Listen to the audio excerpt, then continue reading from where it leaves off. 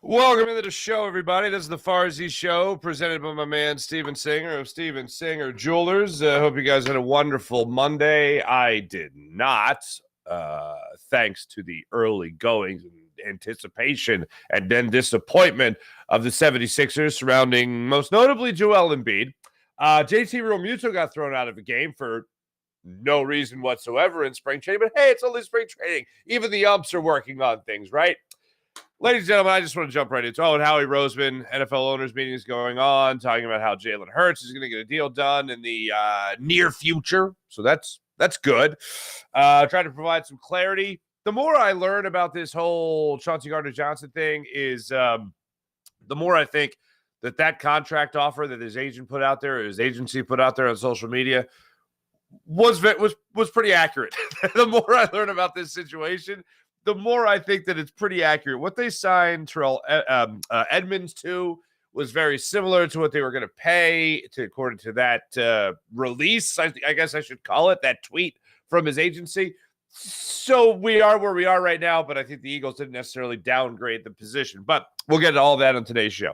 Let me just start off with the Joel Embiid news, because if you follow the bouncing ball, folks, as I like to do so often on the show, we talked about this quote yesterday from our friend Keith Pompey at Inquirer.com. And even while I read it to you guys yesterday, talking about how Joel Embiid said he's going to need a game off pretty soon, he's going to need some time and all that, I'm like, well, he's not going to sit against the Denver Nuggets. He's not going to sit against Nikola Jokic. No, that's not going to happen. Sit against Joker? No, he's going to go out there and he's play, the MVP race, the whole thing. This is the game of games. This is the game Joel Embiid wants to play above all other games, wants to take it to Joker again and beat the Nuggets again and just show the MVP voters that, okay, signed, sealed, delivered, slam dunk, it's out, no problem. Joel Embiid is the MVP of the 2022-2023 NBA season.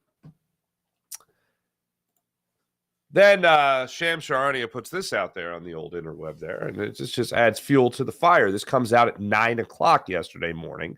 This tweet from Sham saying that in his story in The Athletic, Joel Embiid likes to say that I'm the bad guy.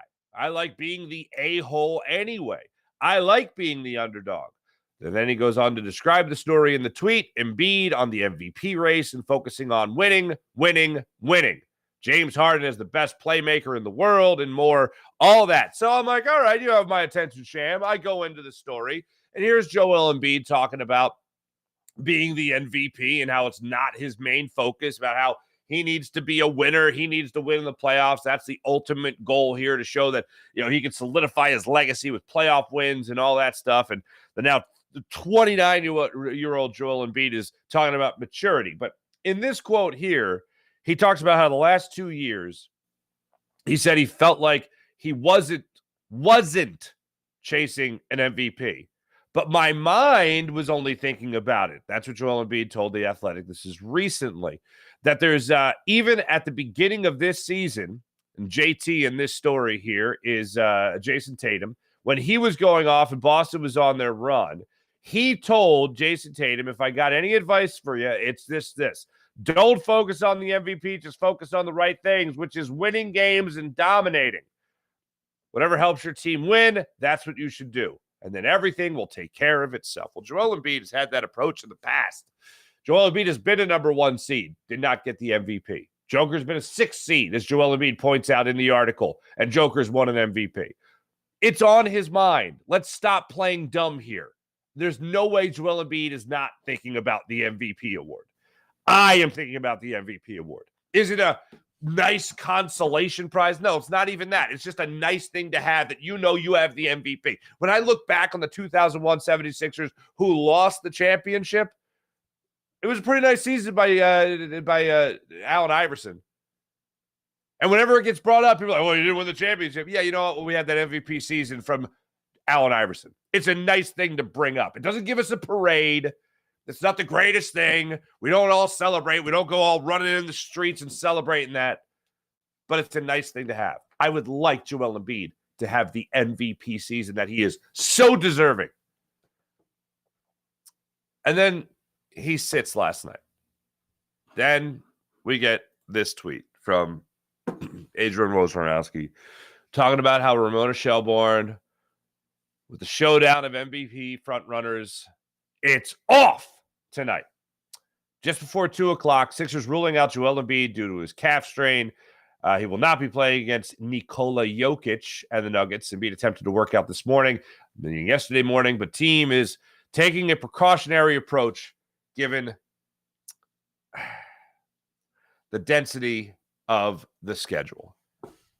I saw that tweet and the air was out of the balloon. You guys heard me yesterday talking about the game of games. There's no way he sits this game. There's no way you look at the Sixers' recent schedule and you say, oh, well, you're going to have him play against the Warriors? Oh, you're going to have him play in a double overtime game against the Bulls? Oh, you're going to have him play against the Suns? You're going to have him play against the Bulls for only a half, and you're going to sit him in the second half? Okay, good. You don't give him that rest. I even had a parlay involving Joel Embiid in that game, as a lot of people do. And you sat him, and I said, you know what, good. Give him that break. Give him that rest. The Sixers are well in control of this game. Of all the games to not have Joel Embiid play, this is the one you choose? I mean, Doc Rivers is a guy that has put Joel Embiid back in games so he can get 50 points. Put him back in the game so he can get 50 points and then put him back on the bench. So he's acknowledged that individual accolades or patting yourself on the back or giving Joel Embiid something to a great stat line, giving him something to be proud of. He's done that in the past. So having him go out there to dominate against a team that, hey, let's go ahead and hope amongst hopes here. I have a hope of hopes that you actually make it to an NBA final and you play the Denver Nuggets. I'd like to at least have that home court advantage, have that opportunity. It's awful. It's absolutely awful. Think about it like this. When you play a guy like Nikola Jokic, who is just a two-time MVP, it might just be the three-time MVP now. I don't think people want to vote for Joel Embiid. And as he said in the article, people will think about him as the bleep hole. People will think about him as the bad guy. And I'll play that role. That's fine. And he talks about in the article how when he told other people that people don't like him, players don't like him, MVP voters don't like him, he's got to overcome that. His play has to be so slam dunk over the moon great that he's got to give them no other choice then. He's got to be the MVP. Sitting tonight, I'm not mad at Joel Embiid. Sitting last night, excuse me. I'm not mad at Joel Embiid. I'm mad at the Sixers organization. The fact that you had this stretch, you had these games, and the game you sat him against was the game that everybody wanted to see. If you're the NBA, you're pissed off about what happened last night, about not having Joel Embiid in that game. The air was out of the balloon. It was like loser energy is what it was giving off when I saw that tweet from Woj. The fact that you weren't going to have Joel Embiid, how do the Sixers not handle this better? Oh, I saw all the tweets yesterday too. Oh, the Sixers are doing the right thing and resting Joel Embiid. They're doing the right thing. No, okay. They put themselves in the position to make this the right decision, to not play him. The right decision, the better decision was to sit him against the Suns, sit him against the Warriors, not have him playing a back-to-back so you could have him ready for this game because we all want to see him dominate. What's the difference? You're still trying to win games. You got to manage the workload, right? This wasn't the game to manage the workload. It's not about last night. It's about what the Sixers did leading up to this game. Having them playing a double overtime game, 47 minutes, probably not the best bet. Having them playing the back-to-back Suns, Warriors, probably not the best bet. And the game you choose to sit him was the game against the guy he's competing against for MVP. The guy we've seen him cook in years past. That was the better decision? This should have been handled in such a better way. I was furious yesterday. I went from like all the stages, whatever. I went from the complete disappointment that I wasn't going to get to watch that game last night. I wasn't going to get to see that matchup last night, as a lot of us were, right? Real bummer. I saw people tweeting that as well. But then I just got angry. I'm like, you could have handled this so much better. This wasn't the only decision to be made. This whole thing over the last 5 days was botched by the Sixers. You knew he was having calf problems already, and yet you decided to play in the back-to-back, but he sits against Joker? Seriously? Oh, yeah, tightness after war. Oh, was that a surprise? You've been riding him out. A guy that, yes, does need some load management from time to time, especially towards the end of the season when the playoffs are just around the corner. And you decide, no, this isn't the time to, no, we can't sit. We need to sit him now. This is the time to sit him. I want that MVP award for Joel Embiid. It'd be a nice thing to have. It'd be a lot nicer to see him play against Joker than to see him play against the Suns or see him play against the Warriors. The Sixers botched this. Doc Rivers, Daryl Morey, they botched it. Joel Embiid should have been playing last night, and he could have been playing last night if they handled his workload, if they managed his workload better leading up to this game. And we were robbed of seeing that great matchup between Joker and Embiid. Instead, we got a nice bench performance in the last 5 minutes of the game, so that was cool. And not only, it just salt, man, salt in the open wound. Dwayne Dedmon gets the start over B-Ball Paul, and I don't give a damn that Dwayne Dedmon only played 10 minutes last night. I don't care that he only played 10.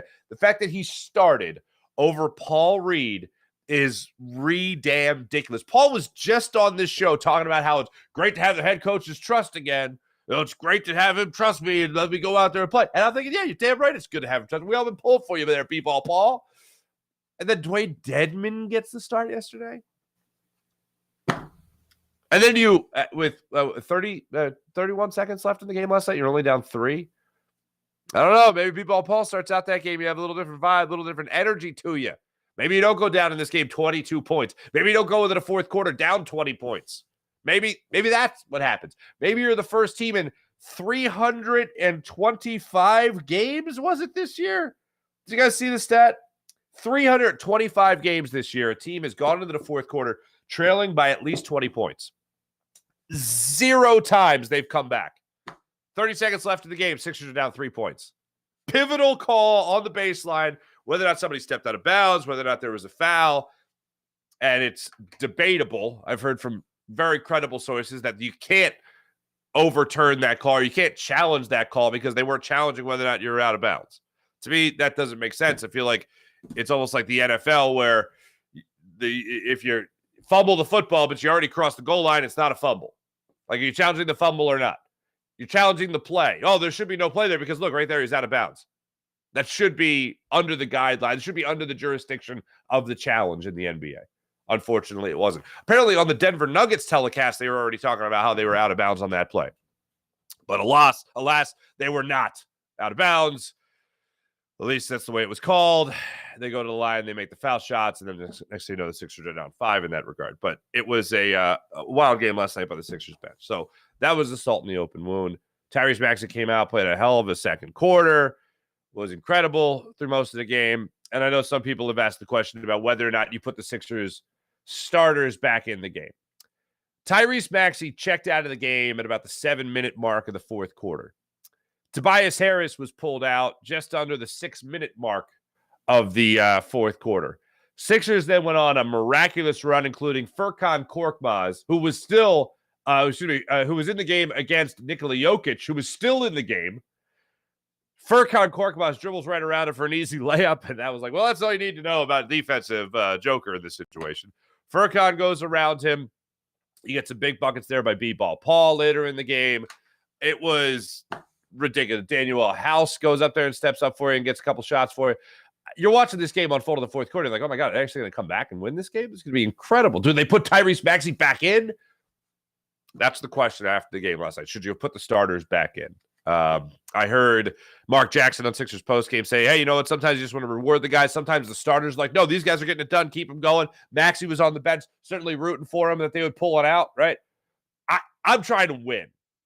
I'm trying to help my playoff seeding as much as possible. Now that seems like a far cry for the Sixers even having an opportunity, a chance at getting the number 2 seed going into the playoffs. That doesn't look like it's going to happen. We're going to go over the standings in a second. I put Maxey in. I put Tobias Harris back in. I try to close out that game, get those guys over the hump.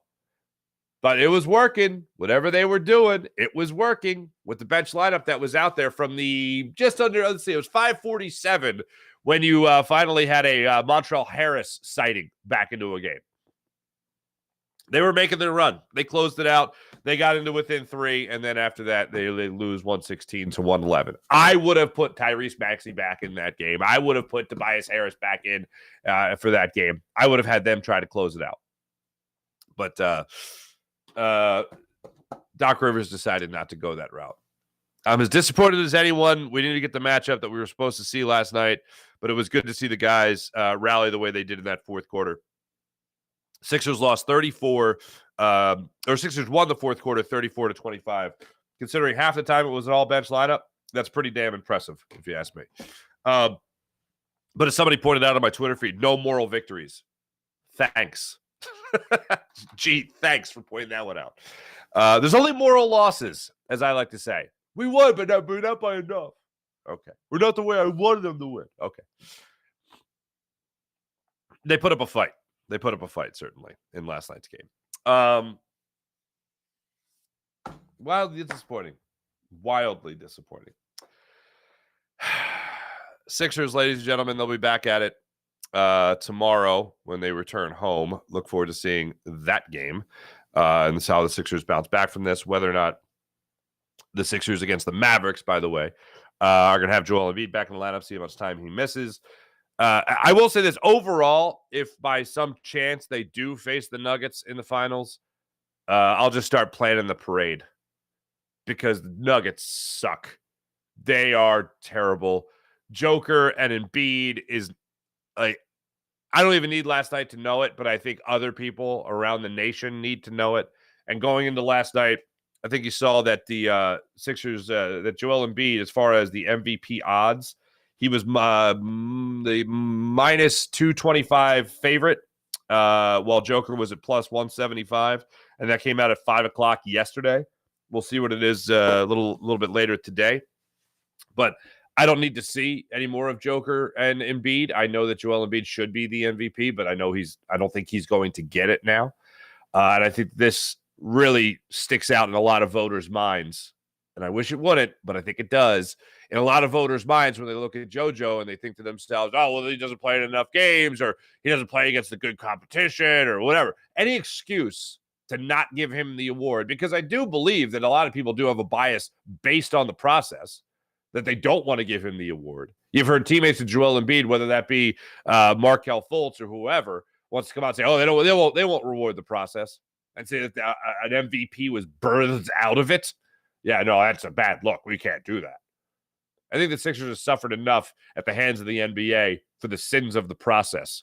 And I think it's time that Joel Embiid gets rewarded for his hard work and what he has done for this Sixers team and how well he has played. And, oh, yeah, by the way, in my opinion, being the most valuable player in the NBA. Hopefully it happens. I didn't need to see it, but last night I think he could have just, I'll say it again, no pun intended, but it would have been a slam dunk for him to just turn some people's or change some people's minds in playing last night. I saw Skip Bayless put it out there that Joel Embiid has already done enough to win the MVP. I hope that's the case. Meanwhile, I've heard Kendrick Perkins put it out there that Joel Embiid still needs to put a lot more work in and how it costs him a vote, all that stuff for not playing in last night's game. And I know that's the excuse. It really, what it does, basically, Joel Embiid not playing last night gives voters the excuse they were looking for to not vote for him as MVP. And that sucks. But Sixers back at it tomorrow night, 7:30, back in South Philly against the Dallas Mavericks. So, hey, that'll be a real fun one. I did mention that I was going to go over the standings real quick, and here's where the Sixers are. 3 games behind the Boston Celtics for the number 2 wild card. For the number 2 seed in the Eastern Conference. The Cavs, by the way, watch out. The Cavs right now are only a game and a half behind the Sixers. So, hey, it's getting tight. It's getting fun. Sixers 6-4 in their last 10 games, and they now have lost 3 straight. That's fun. They're all having fun. JT Realmuto getting thrown out of yesterday's game. First off, let's go through this here. Scott Kingery did not win a backup job for the Phillies. Scott Kingery gets bumped back down to the minors. I feel for Scotty Jetpacks, had a hell of a spring training, but not going to be making the opening day roster there for the Phillies on the big league club. So they're playing the ball game yesterday. Kimbrel's on the mound, thrown to JT Realmuto. Kimbrel asked for a ball from the home plate umpire. Kimbrel gets a ball, doesn't like the ball. The home plate umpire throws it to Kimbrel, And Kimbrel says, yeah, I just don't like this one. I'm going to throw this one away. He throws that one away. JT Realmuto, who has his back to the umpire, puts his mitt back to try to get a ball so he can throw it to his pitcher. The umpire does not place the ball immediately in the mitt of JT Realmuto, so JT just goes, oh, I guess he's not giving it to him. He puts his hand down. And the umpire then goes to put the ball in JT Realmuto's mitt. It falls to the ground. I guess the umpire thought JT was trying to show him up. And then he immediately tossed JT Realmuto out of the spring training game. Rob Thompson came out. JT Realmuto was, I will use the word, befuddled. What? Turned around. I was like, you could read his lips. And he was like, what are you doing? I can't even see you. I thought you were giving me the ball. And I didn't get the ball. I thought you were throwing it to him. And he's like, you're trying to show me up. Rob Thompson trots out there. They're arguing, having a conversation, I should say. JT Realmuto didn't even look angry. He just looked like, what the hell just happened? Later, after the game, JT Realmuto was talking to the Philadelphia Inquirer. At least the quote that I saw was from the Inquirer. And he said, yeah, I don't know what was happening. How can I see him if my back is to him? I put my hand back there. He didn't put the ball on it. I put it down. Umpire took great offense to it and threw him out of the game. Redonkulous. As far as the game itself, Trey Turner hit another home run, which was great to see. That's always nice, right? The guy's just continuing to match, whether it be the WBC or whether it be spring training. That's great to see. Phillies are going to be starting their season 2 days, not including today, 2 days. Can't wait. Going to be real exciting. DeGrom, Aaron Nola. It's going to be good times. But this got me thinking about the all-time, I shouldn't say all-time, recent memory. The worst officiating I have seen, worst umpiring I've ever seen when it's come to ejections. This play yesterday was god-awful, and I've seen people say, worst I've ever seen, this is embarrassing, and all that stuff. Here you go. Here's a couple that jump to mind when it comes to recent memory of awful decisions by umpires to throw people out of games, okay? If you remember this, I want to say this was 2009. Shane Victorino was playing center field for the Phillies. Ed Rapuano was the home plate umpire. I forget who it was that was pitching, but Rapuano is looking past the catcher to the pitcher, and then right behind him in center field is Shane Victorino. Apparently, during a missed strike call, Victorino in center field threw his hands up in the air. Ed Rapuano takes his face mask off, points to center field, and throws Shane Victorino out of the game for arguing balls and strikes, allegedly, from center field. After the game, Victorino was like, yeah, I get better judgment. I shouldn't have, throw my arms up in the air or whatever. I like Ed Rapuano, whatever. But that to me is like, dude, really? That's what you're going to throw a guy out from center field because you don't like what he did with his arms? Like, you don't know. He could just be adjusting his sleeves. He could be doing a little of that, right? You don't know. But he gets thrown out of the game. Jonathan Papelbon, if you remember crotch grab. Do you remember crotch grab? Oh, this was a fun one by the Phillies all-time save leader, Jonathan Papelbon. Walking off the mound, apparently the crowd was giving him some, I'll give you a what for. And Jonathan Papelbon squatted down, adjusted his cup, allegedly, while Joe West walks over to the dugout, points to Jonathan Papelbon, and just goes with the nonchalant Joe West, you're gone. He thought Jonathan Papelbon, and he probably was grabbing his crotch at the Philadelphia fans. So he threw him out of the game. Then the most egregious, and this was over a decade ago, I still have yet to see anything this horrible. Scott Barry, I believe at the time was a rookie umpire in Major League Baseball. Ryan Howard's at the plate, gets called out on strikes early in the game. Ryan Howard can't believe it, doesn't think much of it, and goes away. I believe they went into an extra inning game. Ryan Howard gets called out on a check swing, and Scott Barry is there at third base. He's staring in at it, and they call the strike. They call it a swing. They appeal to third base umpire Scott Barry. He says he swung. Ryan Howard was out. Ryan Howard just stands there with his hands on his hips, and he's looking at Scott Barry like, really? Scott Barry then mocks Ryan Howard, putting his hands on his hips, and goes, oh, really? And then, bang, throws him out from third base.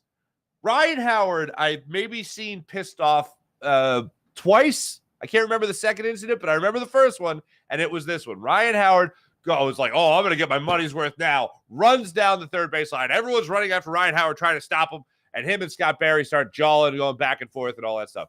I think Scott Barry got tired and cranky with a late game, and he just couldn't take it anymore, and he threw him out. Every time I see Scott Barry now, I think of that exact incident, and it's been at least 12, 13 years since that actually happened. But that yesterday with JT and Realmuto getting thrown out of the game made me think of those three other instances where umpires, I think more or less got their emotions or their assumptions, let them get the better of them. But still, yesterday, spring training at least, so it doesn't hurt the standings. Not having Ryan Howard, not having your closer, not having your center fielder for an entire game, that could be a little bit more worrisome. But that's what got the ball rolling. You guys remember any of those instances? Any other umpiring names that jump out to you about what the hell is this guy doing? Angel Hernandez. I almost called him a junk ball pitcher. Angel Hernandez always has his moments. He's always a good time. But that was yesterday. Let's get to the NFL owners' meetings. Great to see Doug Peterson talk about what it takes to get a team back to the Super Bowl after being in a Super Bowl. Andy Reid talking after the Super Bowl. Howie Roseman, most notably, talking about what's going to happen with this team. Allegedly, you offered Chauncey Johnson, who has maybe fallen out of favor in Philadelphia more so than fallen out of favor faster than anyone in Philadelphia history. Maybe. Like even a guy like Ben Simmons, it was a build to Ben Simmons being terrible because we were defending him, saying he does other things up until that pass to Thibault.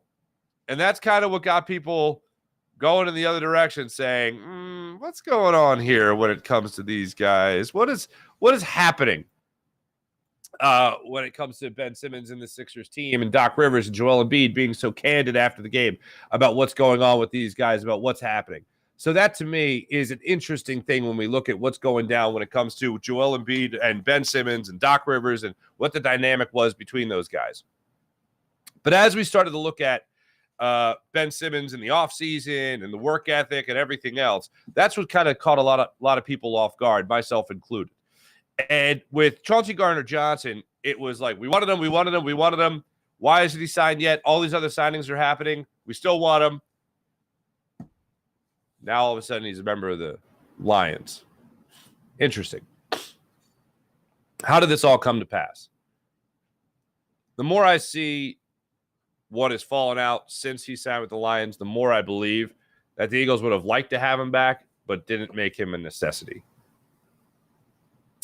2 years, or excuse me, $2 million in the first year, $3 million in the second year, $17 million in the third year. That does seem a little hanky. Okay. But then they go out and they sign Terrell Edmonds to a deal that essentially pays him $2 million for a 1-year deal. So it's the same money you were going to have Chauncey Johnson at this year, allegedly. Then Howie Roseman speaks yesterday, and he's talking about the numbers for Chauncey Gardner, rather asked about the numbers. According to a source, as I put it out yesterday, John Clark put it out there, saying that the Eagles saying, we were a little misrepresented in that. I think the timing is what was misrepresented. They don't deny the numbers necessarily. They deny the timing. So when he was asked about it yesterday, Howie Roseman said from the NFL owners' meetings in Phoenix, Howie Roseman simply said, yeah, we wanted to bring him back, and we needed to move on when we needed to move on, and that's the way we had to play it, unfortunately. We did consider him a priority, but apparently not the priority that as high a priority as he thought he was. So the Eagles decided to go in a different direction. Since then, Chauncey Johnson has decided to roll with Lamar Jackson on social media over Jalen Hurts or Joe Burrow or anybody. And a lot of people, myself included, thought that was a slight at the Eagles organization. When he came out and he said the things he said about Jonathan Gannon, I think the organization took that as a slight, even though Jonathan Gannon wasn't a member of the organization anymore. It's like, hey, we're the guys backing Jonathan Gannon, and you're the guy throwing him under the bus? Okay, that's how it's going to work. if you're an NFL team, you don't want that stuff getting out there. You don't want a dissension being in the ranks in your building. The Eagles certainly don't want that. One of the things that's been great about the Eagles is that since maybe Carson Wentz, there hasn't been a lot of drama in the Eagles NovaCare complex. They keep things pretty tight to the vest. We've heard stories about Howie Roseman threatening to go through people's phones with Jeff McClain's story in the Inquirer a couple of years ago. We got to keep things in-house. Who's leaking information? I want to see everybody's phone, that kind of thing. That can be nerve-wracking. Eagles do a great job of keeping things pretty tight to the vest. Chauncey Johnson is one of those guys who just let things rip. One guy talks, what is it saying? Loose lips sink ships. Chauncey Johnson's a guy with some pretty loose lips. When it comes to the Jalen Hurts contract, near future was the term Howie Roseman used yesterday. Near future. With the way things are working out, I can't see him getting an initial deal. Now I say initial because I think, any quarterback worth their salt is going to get a big contract right now. Jalen Hurts certainly is going to get a huge contract right now. I think he's going to get over the $50 million average annual salary. But then I think you're going to see things restructured shortly thereafter. What's the near future mean? I wish I knew what the near future meant. Before the draft, hopefully. Love to know where the Eagles stand with their quarterback contract-wise before the draft happens. That'd be nice. Draft won't have much of an impact on it, but I think the Eagles want that headline away from draft headlines. So near future, I would assume within the next 3 weeks, you're going to see something done with the Philadelphia Eagles. That's where I see them going with their quarterback. Let me tell you right now about Steven Singer of Steven Singer Jewelers, the other corner of 8th and Walnut, right there on Jewelers Row. For over 40 years, Steven Singer's been in the love business in Philadelphia, helping people get engaged and fall in love. So when it comes to buying that beautiful diamond engagement ring for that special someone in your life, head to Steven Singer Jewelers at the other corner of 8th and Walnut, where you know you're going to get the perfect price. While other jewelers are marking things way up just to mark them down a couple of bucks, make you feel like you won something, Steven Singer is right there providing the perfect price. So you don't have to feel the pressure of negotiating or haggling. It's all done right there before you walk into the store. No promo code, no discount, no nothing like that. The perfect price is already given to that beautiful piece of diamond jewelry. Steven Singer Jewelers, one place, one price, perfect price. Online at IHateStevenSinger.com. That's IHateStevenSinger.com. Let me tell you about the great people at Manscaped, Manscaped.com, where you can get 20% off and free shipping when you use promo code Farzy at Manscaped.com. 20% off and free shipping at Manscaped.com. You'll enjoy their Platinum Package 4.0, which is their best hygiene bundle yet. It includes their lawnmower trimmer, their lawnmower 4.0.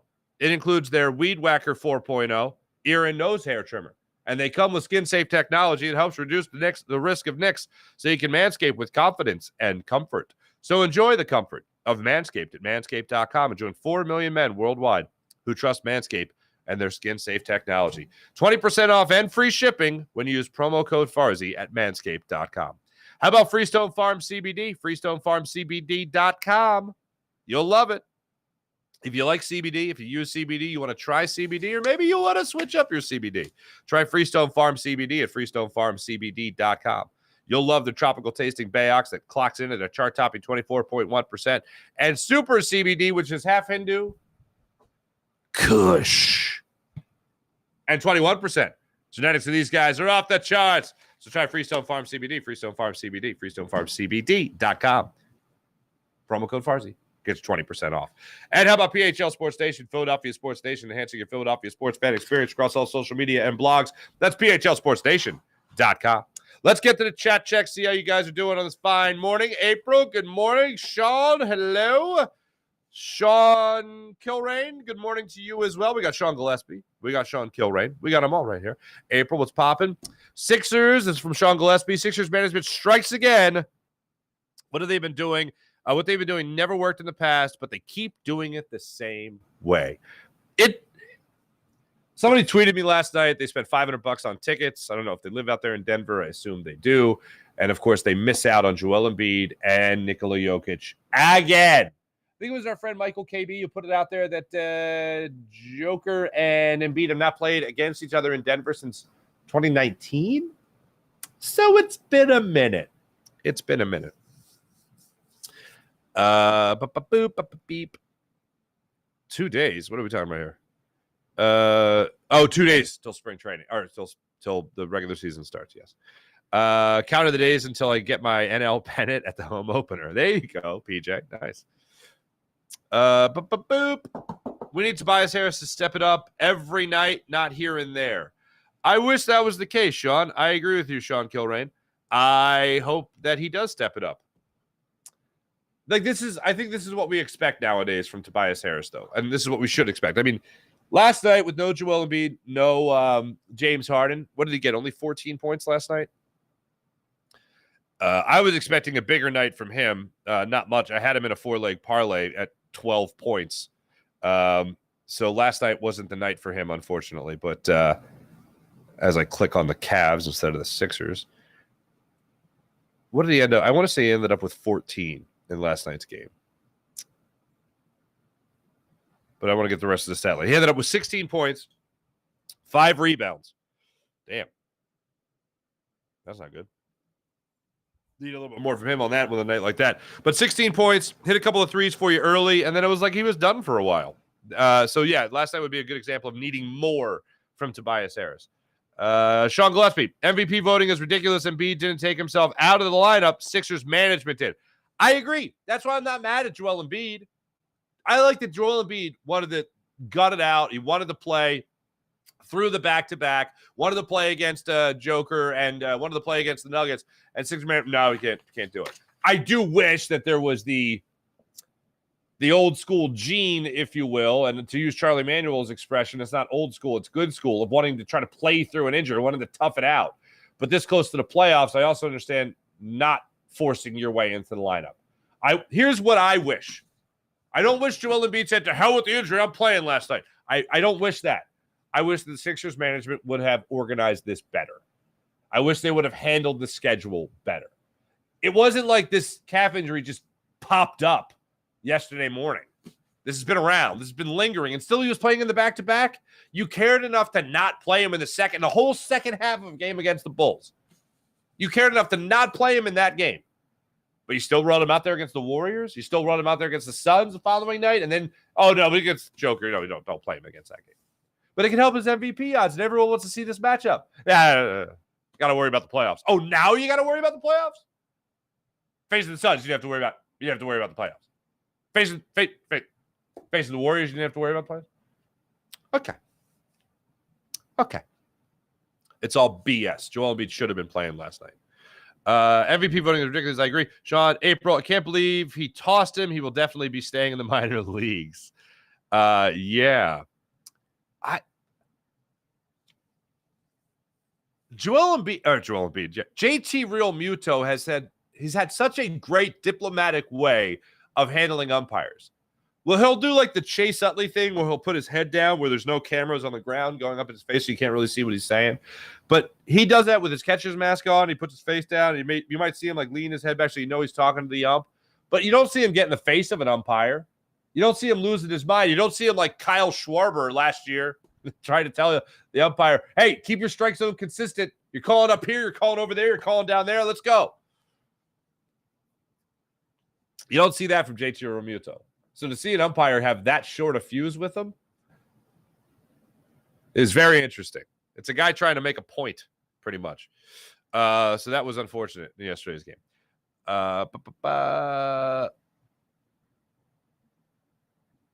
Still can't believe we tossed it. Wait.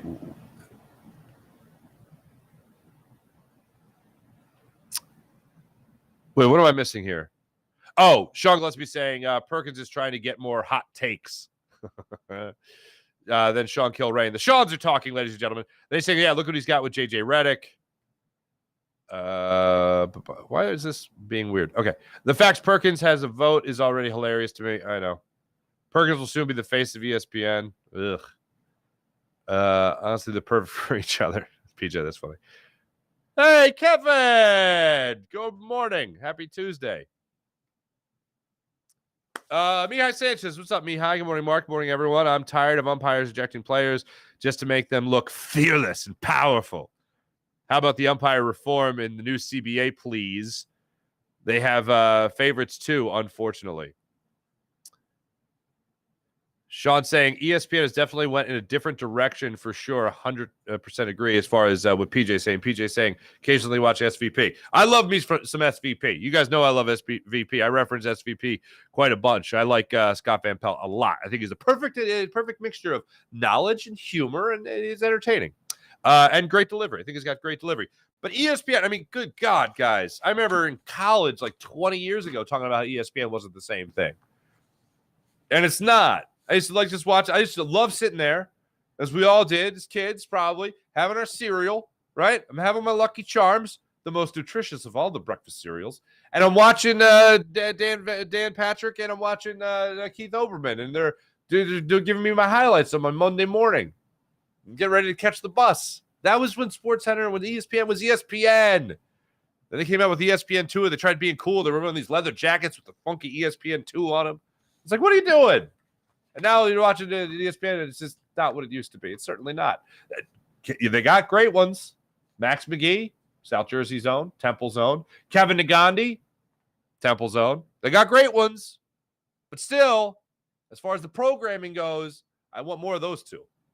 I want more of I do want more highlights. I want to see what's going on around the league. I don't want just storylines that I can read in a moment's notice. I don't want to just look at a box score. I want to see how it played out a little bit. But damn ridiculous. Whatever the hell's going on over there. I don't know. Why is this fritzing out being weird on me? I don't know. Anyway. Thanks everybody in the chat. You guys are great as per usual. Much appreciated. Let's get to the morning rush brought to you by Sky Motorcars, SkyMotorcars.com. I already told you, Sixers back at it tomorrow night, 7:30 against the Dallas Mavericks. Tonight, the Philadelphia Flyers drop the puck with the Montreal Canadiens going for their fourth win in a row. The Flyers just can't help themselves. I love them to pieces. They got a new CEO now, a new owner. Dave Scott's going to be retiring, quote unquote, at the end of this year. Bringing in Hilfery, who they just hired as their CEO. Now he's going to be taking over the team ownership responsibilities. So that's where we're at right now with the Flyers. So there's a major regime change as far as the Flyers go, with somebody else calling the shots. I can only hope that's a step in the right direction for them. I want them to be relevant again. I want playoff hockey again. That's where we're at with the Flyers. They drop the puck tomorrow at 7:00. What can you say? Flyers fans, they want a winner, and if they don't have a winner, they want somebody up there in management, not just the coach like John Tortorella. They want somebody up there in ownership that feels the losses like they feel the losses. We're never going to have what we had with Ed Snyder, and knowing he was as pissed off as we were. But this turn with the Flyers, hopefully it's the turn that we've been waiting for. As far as somebody else taking over and putting this team back on the map, because a lot of people don't have them on their sports map anymore. And that's how even the casual fans that checked in every once in a while, the interest just isn't there. And that's unfortunate. Unless I bang the drum. If I bang the drum, then there's hype. Then people are talking, man. It's bumping down there. New overall owner? Yeah, okay. Yeah, maybe that'll get the juices flowing too. Maybe. But yeah, tomorrow night, or tonight, they drop the puck 7:00 against the Montreal Habitants. Sixers back at it against the Mavericks. As for your beloved Philadelphia Phillies, they did get the win despite the drama yesterday. 15-15 at spring training.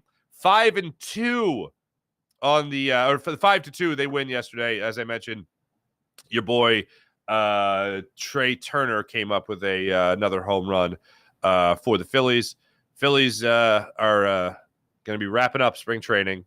Going to get the season started on Thursday, and maybe it was because of the WBC and paying attention to that. It certainly felt like the Phillies spring training